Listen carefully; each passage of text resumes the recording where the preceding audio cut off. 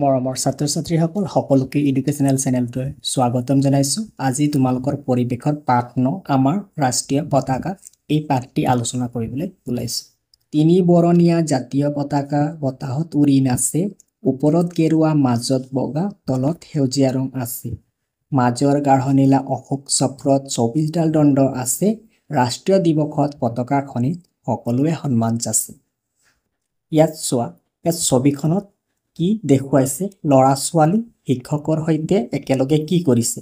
সকলোৱে পতাকা উত্তোলন কৰি ৰাষ্ট্ৰীয় সংগীত গাইছে, হয়নে? এই ছবিখনত তেওঁলোকে উত্তোলন কৰা পতাকাখনেই হ'ল তিনি বৰণীয়া জাতীয় পতাকা বা আমাৰ ৰাষ্ট্ৰীয় পতাকা। পতাকাখনত তোমালোকে কেইটা ৰং দেখিবলৈ পাইছা? পতাকাখনত তোমালোকে কেইটা ৰং দেখিবলৈ পাইছা? এটা, দুটা, তিনিটা, হয়নে? তোমালোকে পতাকাখনত কেইটা ৰং দেখিবলৈ পাইছা? তিনিটা ৰং দেখিবলৈ পাইছা। পতাকাখনত আৰু কিহৰ ছবি আছে? পতাকাখনত তিনিটা ৰং থকাৰ উপৰিও মাজত অশোক চক্ৰ আছে। গতিকে অশোক চক্ৰটো দেখা পাইছা। অশোক চক্ৰডালত কেইডাল মাজত দণ্ড আছে? ২৪ডাল দণ্ড আছে। সকলো দেশৰে নিজা নিজা ৰাষ্ট্ৰীয় পতাকা আছে। এই ৰাষ্ট্ৰীয় পতাকাসমূহে নিজ নিজ দেশৰ ঐতিহ্য বহন কৰে। আমাৰ দেশ ভাৰতৰ ৰাষ্ট্ৰীয় পতাকাখনৰ তিনিটা ৰং থকাৰ বাবে ত্ৰিৰংগা পতাকা বুলি কোৱা হয়। ১৯৪৭ চনৰ ২২ জুলাইত এই ত্ৰিৰংগা পতাকাখনে ভাৰতৰ ৰাষ্ট্ৰীয় পতাকা হিচাপে স্বীকৃতি পাইছিল। এই ৰাষ্ট্ৰীয় পতাকাখন আমাৰ দেশৰ গৌৰৱ। ৰাষ্ট্ৰীয় পতাকাই দেশখনক প্ৰতিনিধিত্ব কৰে। আমাৰ ৰাষ্ট্ৰীয় পতাকাখনৰ ৰংবোৰে বেলেগ বেলেগ অৰ্থ বহন কৰে। তো ইয়াত আমি কি বুজিলোঁ যে সকলো দেশৰে নিজা নিজা ৰাষ্ট্ৰীয় পতাকা আছে আৰু ৰাষ্ট্ৰীয় পতাকাসমূহে নিজ নিজ দেশৰ ঐতিহ্য বহন কৰে। আমাৰ ভাৰতৰ ৰাষ্ট্ৰীয় পতাকাখনৰ ৰং তিনিটা আৰু ১৯৪৭ চনৰ ২২ জুলাইত এই ত্ৰিৰংগা পতাকাখনে ভাৰতৰ ৰাষ্ট্ৰীয় পতাকা হিচাপে স্বীকৃতি পাইছিল। ৰাষ্ট্ৰীয় পতাকাখন আমাৰ দেশৰ গৌৰৱ আৰু এই পতাকাখনে আমাৰ দেশক প্ৰতিনিধিত্ব কৰে। আৰু ৰাষ্ট্ৰীয় পতাকাখনত থকা যি এই তিনিটা ৰঙে বেলেগ বেলেগ অৰ্থ বহন কৰে। ওপৰৰ গেৰুৱা ৰঙে শক্তি আৰু সাহসৰ প্ৰতীক বুজায়। মাজৰ বগা ৰং সত্য আৰু শান্তিৰ প্ৰতীক বুজায়। তলৰ সেউজীয়া ৰং উৰ্বৰতা, সমৃদ্ধি আৰু মংগলময়তাৰ প্ৰতীক বুজায়। বগা অংশৰ মাজত গাঢ় নীলা ৰঙৰ অশোক চক্ৰ থাকে, হয়নে? চক্ৰটো গতিশীলতাৰ প্ৰতীক বুজায়। ইয়াৰ গাঢ় নীলা ৰঙে আকাশ আৰু সমুদ্ৰ বুজায়। অশোক চক্ৰটোক ধৰ্ম চক্ৰও বোলে। সাৰনাথৰ অশোক স্তম্ভৰ পৰা এই চক্ৰটো লোৱা হৈছে। চক্ৰটোত ২৪ডাল দণ্ড আছে। ইয়াত কিমানডাল দণ্ড আছে? ২৪ডাল দণ্ড আছে। ৰাষ্ট্ৰীয় পতাকা ব্যৱহাৰৰ কিছুমান নিয়ম আছে আৰু সেই নিয়ম কেইটা এনেধৰণৰ। ৰাষ্ট্ৰীয় পতাকাখন উত্তোলন কৰোঁতে গেৰুৱা ৰংটো সদায় ওপৰত থাকিব লাগে। পতাকাখনৰ গেৰুৱা ৰংটো ওপৰত থাকিব লাগে। ৰাষ্ট্ৰীয় পতাকাখন টেবুল বা অইন কোনো বস্তুৰ ওপৰত পাৰিব নালাগে। যিকোনো বস্তু টেবুল আদিত পাৰিব নালাগে। জাতীয় পতাকাখন ঘৰ বা আন কোনো ঠাইত যেনে তেনে ওলমাই থ'ব নালাগে। য'তে ত'তে ওলমাই থ'ব নালাগে। সভাকক্ষ বা সভাস্থলীত বক্তাৰ সোঁফালে ৰাষ্ট্ৰীয় পতাকাখন থাকিব লাগে। বক্তাৰ সোঁফালে থাকিব লাগে। সমদল উলিয়ালে পতাকা বহন কৰা ব্যক্তিজন একেবাৰে আগত থাকিব লাগে। যিজনে পতাকা বহন কৰে সেইজনে সমদলৰ একেবাৰে আগত থাকিব লাগে। আমাৰ দেশত অনুষ্ঠিত হোৱা আন্তঃৰাষ্ট্ৰীয় খেল সমাৰোহ আদিত অইন ৰাষ্ট্ৰৰ পতাকাৰ সৈতে একে শাৰীত আমাৰ পতাকাখন থাকে।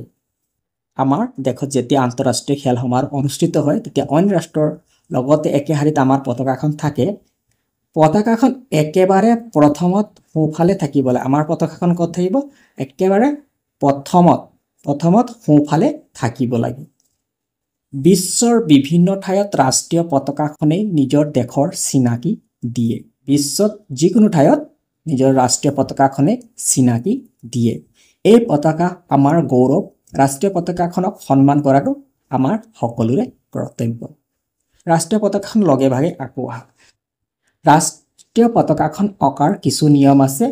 দিশ সদায় প্ৰস্থৰ ১.৫ গুণ হ'ব লাগিব আৰু দিশ প্ৰস্থৰ মাজৰ কোণটো 90 ডিগ্ৰী হ'ব লাগিব তাৰ পিছত ইয়াক তিনিটা সমান ভাগত কৰিব লাগিব তিনিটা সমান ভাগত ভাগ যেহেতু 6 সেন্টিমিটাৰ আছে সমান ভাগ কৰিলে 2 2 2 তিনিটা ভাগ সমান ভাগ হ'ব এয়া 2 সেন্টিমিটাৰ 2 সেন্টিমিটাৰ 2 সেন্টিমিটাৰ অৰ্থাৎ তিনিটা 2 2 6 সেন্টিমিটাৰ হয় এনে ধৰণে আঁকি ওপৰত গেৰুৱা ৰং মাজত বগা আৰু তলত সেউজীয়া ৰং দিয়া হয় আৰু বগা অংশৰ সোঁমাজৰ এটা বৃত্ত আঁকি এই বৃত্তটোত 24 ডাল দণ্ড আঁকিব লাগে আৰু সেই 24 ডাল দণ্ড কেনেকৈ হিচাপ কৰি সমান সমান হ'ব লাগে এনেকৈ হিচাপ কৰি উলিয়াবা কেন্দ্ৰক প্ৰথমতে সমানে 4টা ভাগ কৰা আৰু এটা ভাগত 6টা ভাগ কৰা সমানে সমান 1 2 3 4 5 6টা তো 6 4 গুণ 24 ডাল হ'ব এটা ভাগত 6টা 6টা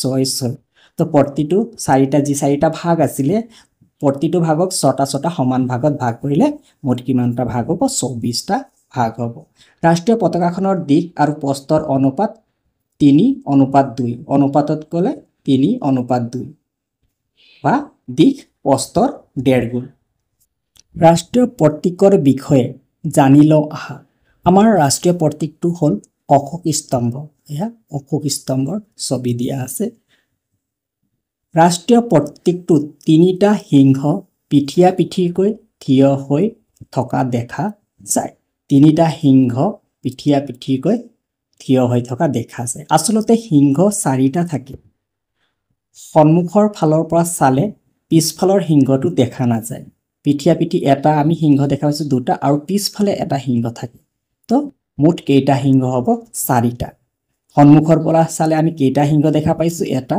দুটা তিনিটা সিংহ দেখা পাইছো কেৱল ছবিত দেখুৱাৰ দৰে তিনিটা সিংহহে দেখা যায় সিংহ কেইটাৰ তলত অশোক চক্ৰটো আছে এয়া অশোক চক্ৰটোৰ এফালে ঘোঁৰাৰ ছবি আৰু আনফালে এটা খাৰগৰুৰ ছবি আছে একফালে ঘোঁৰাৰ ছবি আৰু আনফালে খাৰগৰুৰ ছবি আছে একেবাৰে তলত সত্যমেয় জয়তে লিখা আছে আৰু তলত কি লিখা আছে সত্যমেয় জয়তে লিখা আছে এয়া অশোক স্তম্ভৰ ফটো সিংহ এটা দুটা তিনিটা আৰু পিছফালৰটো আমি দেখা নাপাওঁ সন্মুখৰ পৰা চালে আসলতে 4টা থাকে আমি সন্মুখৰ পৰা চালে 3টা দেখা পাওঁ আৰু তলত মাজত অশোক চক্ৰডালত কেইডাল 24 ডাল দণ্ড আছে আৰু একফালে খাৰগৰু আৰু একফালে ঘোঁৰাৰ ছবি আছে আৰু তলত কি লিখা থাকে সত্যমেয় জয়তে লিখা থাকে চৰকাৰী কাগজ-পত্ৰ ডাক টিকট পোষ্টকাৰ্ড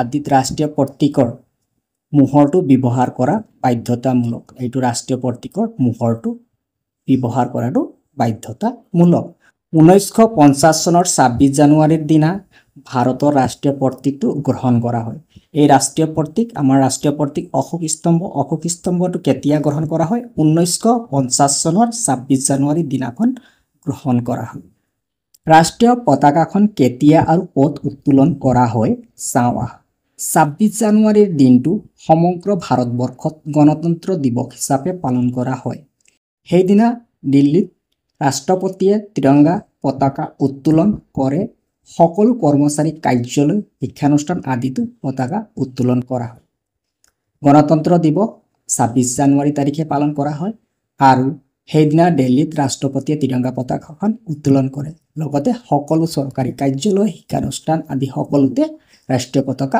উত্তোলন কৰা হয় গণতন্ত্ৰ দিৱসৰ দিনা সাহসিকতা দেখুওৱা 16 বছৰৰ তলৰ শিশুসকলক দিল্লীত বঁটা প্ৰদান কৰা 15 আগষ্টৰ দিনটো সমগ্ৰ ভাৰতবৰ্ষত স্বাধীনতা দিৱস হিচাপে পালন কৰা হয় সেইদিনা দিল্লীৰ লালকিল্লাত প্ৰধানমন্ত্ৰীয়ে ত্ৰিৰংগা পতাকা উত্তোলন কৰে সকলো কৰ্মচাৰী কাৰ্যালয় শিক্ষানুষ্ঠান ব্যক্তিগত গৃহ আদিতো পতাকা উত্তোলন কৰা হয় 15 আগষ্টৰ দিনটো আমাৰ ভাৰতবৰ্ষত স্বাধীনতা দিৱস হিচাপে পালন কৰা হয় আৰু সেইদিনা প্ৰধানমন্ত্ৰীয়ে লালকিল্লাত ত্ৰিৰংগা পতাকাখন উত্তোলন কৰে লগতে সকলো চৰকাৰী কাৰ্যালয় শিক্ষানুষ্ঠান ব্যক্তিগত গৃহ আদিতো পতাকা উত্তোলন কৰা হয় আমাৰ ৰাষ্ট্ৰীয় সংগীত কোনে লিখি উলিয়াইছিল কবিগুৰু ৰবীন্দ্ৰনাথ ঠাকুৰে লিখি উলিয়াইছিল আৰু এই কবিগুৰু ৰবীন্দ্ৰনাথ ঠাকুৰে লিখি উলিওৱা এই গীতটোৱে আমাৰ ভাৰতৰ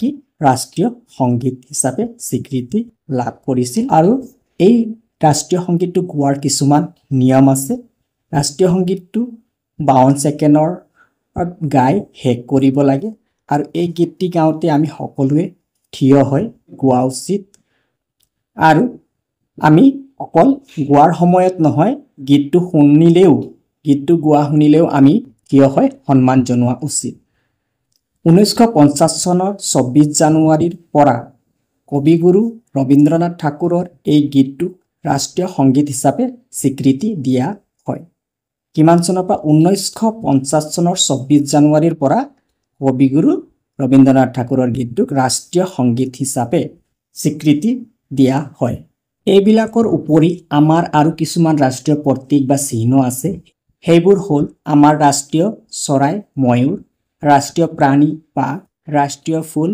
পদুম আৰু ৰাষ্ট্ৰীয় ফল আম আমাৰ এই ৰাষ্ট্ৰীয় চিহ্নসমূহে আমাৰ দেশৰ গৌৰৱ বহন কৰে আমাক একত্ৰিত কৰি ৰাখে আমি এই ৰাষ্ট্ৰীয় প্ৰতীক বা চিহ্নসমূহ সন্মান কৰা আৰু যত্ন লোৱা উচিত হয়নে গণতন্ত্ৰ দিৱস আৰু স্বাধীনতা দিৱসৰ উপৰি আমি আৰু কেইটামান ৰাষ্ট্ৰীয় দিৱস পালন কৰোঁ যেনে গান্ধী জয়ন্তী 2 অক্টোবৰত আমি পালন কৰোঁ শিক্ষক দিৱস 5 ছেপ্টেম্বৰত পালন কৰোঁ শিশু দিৱস 14 নৱেম্বৰত পালন কৰোঁ আদি গান্ধী জয়ন্তী সকলো ভাৰতীয়ই 2 অক্টোবৰত গান্ধী জয়ন্তী পালন কৰে এই দিনটো জাতিৰ পিতা মহাত্মা গান্ধীৰ উপজাত দিন মহাত্মা গান্ধীয়ে ইংৰাজসকলৰ বিৰুদ্ধে অহিংস আন্দোলন কৰি আমাৰ দেশ স্বাধীন কৰিছিল গান্ধী জয়ন্তীৰ দিনা তেওঁৰ সমাধিস্থল দিল্লীৰ ৰাজঘাটত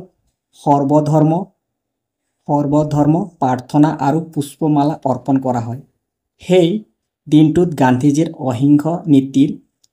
অহিংস নীতিক শ্ৰদ্ধা জনোৱাৰ উপৰি তেওঁৰ আদৰ্শৰ আধাৰত বিভিন্ন কাৰ্যসূচী গ্ৰহণ কৰা হয় গতিকে গান্ধী জয়ন্তী আমি কোনদিনাখন পালন কৰোঁ 2 অক্টোবৰত আৰু 2 অক্টোবৰ দিনটোতে মহাত্মা গান্ধীৰ জন্ম হৈছিল গান্ধীজীয়ে অহিংস নীতিৰে কেনেদৰে আমাৰ দেশ স্বাধীন কৰিছিল জানিবলৈ চেষ্টা কৰিবা শিক্ষক দিৱস 5 ছেপ্টেম্বৰত ভাৰতৰ দ্বিতীয় ৰাষ্ট্ৰপতি ডক্টৰ সৰ্বপল্লী ৰাধাকৃষ্ণনৰ জন্ম হৈছিল তেখেত এজন শিক্ষক তথা মহান শিক্ষাবিদ আছিল শিক্ষা জগতলৈ তেখেতে আগবঢ়োৱা অৱদানৰ প্ৰতি সন্মান জনাই 5 ছেপ্টেম্বৰৰ দিনটো সমগ্ৰ ভাৰততে শিক্ষক দিৱস হিচাপে পালন কৰা হয় 5 ছেপ্টেম্বৰ দিনটো সমগ্ৰ ভাৰততে শিক্ষক দিৱস হিচাপে পালন কৰা হয় সেই দিনটোত শিক্ষকসকলৰ কৰ্ম আৰু ত্যাগৰ প্ৰতি সন্মান জনাই কৃতি শিক্ষকসকলক ৰাজ্যিক আৰু ৰাষ্ট্ৰীয় পৰ্যায়ত সম্বৰ্ধনা জনোৱা হয় শিক্ষানুষ্ঠানসমূহতো সকলো ছাত্ৰ ছাত্ৰীয়ে শিক্ষক শিক্ষয়িত্ৰীসকলক সন্মান জনাবলৈ বিভিন্ন কাৰ্যসূচীৰে দিনটো পালন কৰে শিশু দিৱস 14 নৱেম্বৰত স্বাধীন ভাৰতৰ প্ৰথম প্ৰধানমন্ত্ৰী পণ্ডিত জৱাহৰলাল নেহৰুৰ জন্মদিনটো শিশু দিৱস হিচাপে পালন কৰা হয় শিশুসকলক তেওঁ বৰ ভাল পাইছিল আৰু মৰম কৰিছিল সেয়ে শিশুসকলৰ মাজত তেখেতে নেহেৰু খুৰা বুলি পৰিচিত আছে এয়াই আছিল আমাৰ ৰাষ্ট্ৰীয় পতাকা পাৰ্টিৰ চমু আলোচনা সকলোকে ধন্যবাদ জনাই আজিলৈ সামৰিলোঁ